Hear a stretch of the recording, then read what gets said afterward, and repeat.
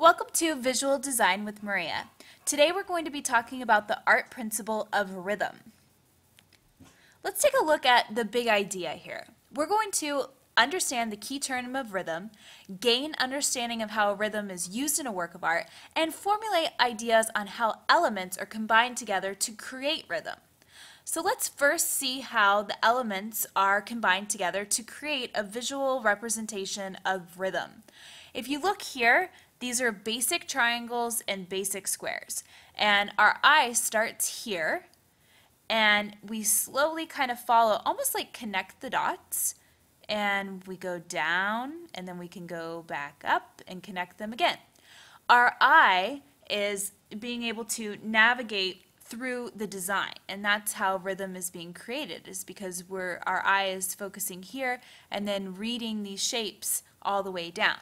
Almost kind of like sheet music, if you've ever read sheet music before. It's kind of the same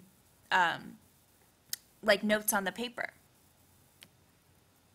So let's kind of see how artists put those different elements into their paintings or their work of art to create rhythm. Here we're going to look at Edvard Munch, The Scream, painted in 1893, and the main element that's being repeated is the element of line.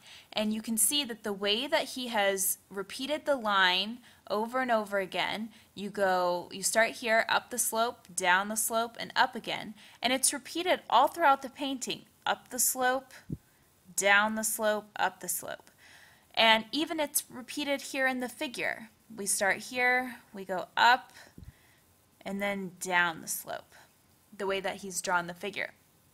So, Edvard Munch is creating rhythm within his work because our eye is navigating through these lines going up and down. Keeping that in mind, let's take a look at another artist, Vasily Kandinsky. This is a painting called Points, made in 1920. And there's a couple things going on within this work. There is rhythm that's being represented in different ways. I want to point out a strong example and more of a weak example where you kind of have to go into the painting. It's kind of hidden. You kind of have to find it.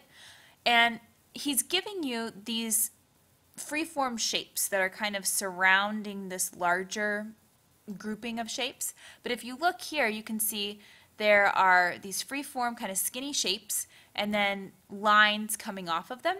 You have it here. You have the lines here. You have them repeated here, all on the outer edge.